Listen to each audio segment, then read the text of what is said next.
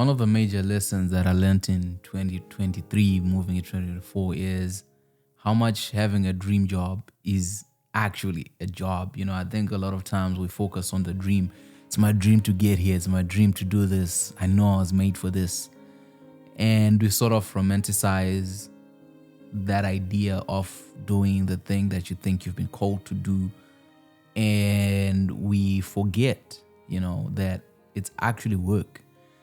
One of the jobs that most people, Generation X, Generation Z, want to be when they grow up is be a YouTuber. I started doing YouTube 2-3 years ago, and the amount of work that goes into these videos is ridiculous. And the amount of work that when you see someone succeed, when you see a lot of the successful people that they've put, you're like, damn, man, all that just for a YouTube video?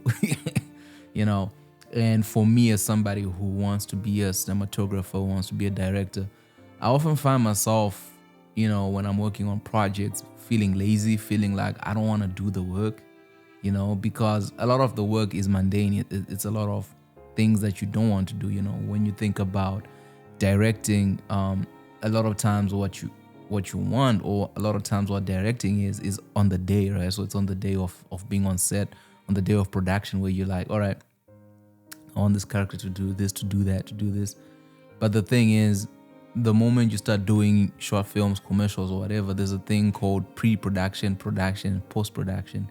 And in all these levels, you are working until you can deliver the final project. So as somebody who's a writer, director, the first step for me is writing. And growing up, I used to love writing, but the older I've gotten, it's one of those things that's very easy to procrastinate, because there's no reward. Like, it's a thankless job being a writer. You write, nobody's there to say, wow, this is a nice script. It's okay, so when are you going to shoot it? And then you have to find actors, and then you have to find, so it's a whole process where you're like, man, do I really want to do this? And it's big responsibility writing scripts.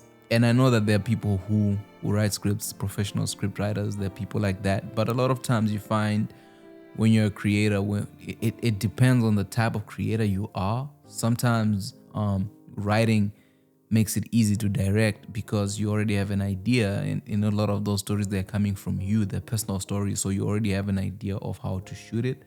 And then for some directors, it's easier to pick up a script and just break it down and know what you want to do with it.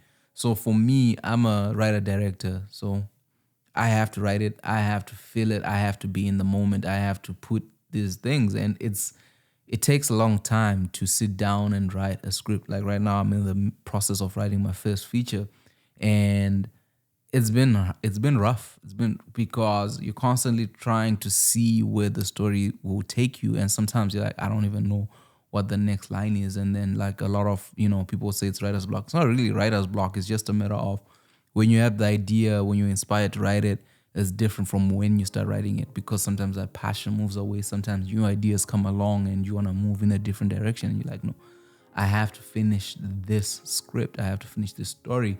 And then after that, it's all about pre-production. It's about, can we find a budget? Can we find people to help us? Where am I as a person? Like, how much do I contribute to the project? What can I do? How can I push it forward? Will I have to move my script to somebody else? What would that look like? Am I comfortable with that? There's a lot of questions that you have to answer just to get it done. I just watched Daniel Kaluuya's movie The Kitchen, and I'm watching it. I'm like, oh, I see what they did. But this is somebody who's been in the business for a very long time. And then you're looking at myself, who's not been in the business, where you're like, damn, where do I begin from? Who do I talk to? And you realize that in any industry, especially in the film business, it's very difficult to find people that you can talk to about film, and who encourage you, or who can give you, because there's no direct pathway to what you want to do. I mean, a lot of times it can be like, oh, this is what people do. So you find most people say, just get yourself on set, be a PA. That's how you begin. And that's really how you begin, because by being a PA, you're on set and you're there.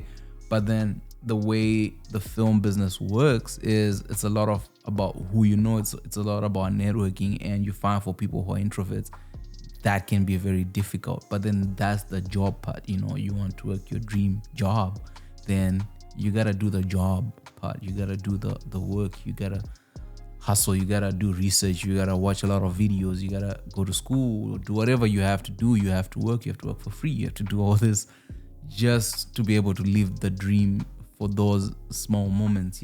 When I think about 2023, like I paid a lot of attention to just how movies were coming out. I remember in 2022 December, they launched the first commercial for Oppenheimer, and they were like coming in July, and this was December 2023. I was like, damn. And I think they were still in post for it back then, but then you see the runtime that it took.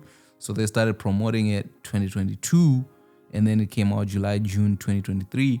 And then you look at what was Christopher Nolan doing in those periods of time. There were interviews, there were things that actors had to do just to promote the movie. And unfortunately, the strike came along. But I'm pretty sure if the strike didn't come along, Barbie and Oppenheimer would have been bigger than they were. It just happened that they worked. But I think that they were also hampered by the strike and all that work that just goes into it, And for those people, the dream ends, right? Once the movie comes out, then it's about what's next for Christopher Nolan, what's next for Cillian Murphy, what's next for Emily Blunt, what's next for Robert Downey Jr.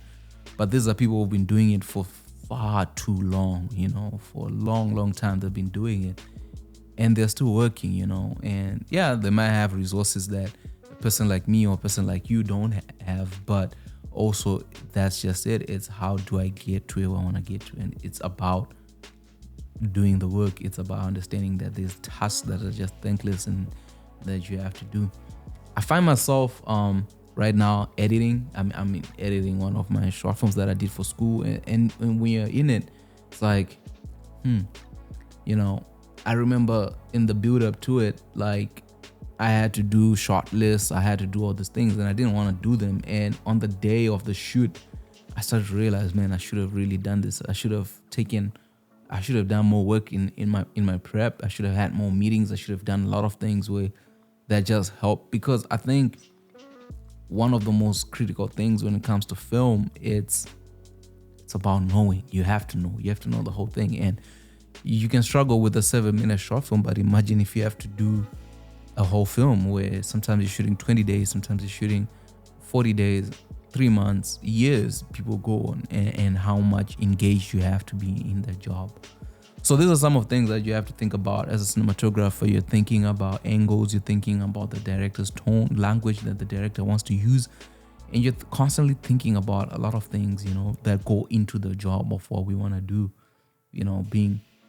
and I think everything is always difficult in the beginning, because that's where a lot of the legwork begins, right? Like momentum, building momentum. You're starting from zero. It's always going to be hard. It's always going to be tough. But the more that we work at it, the more that we understand that a dream job is still a job and you still have to work. Let me know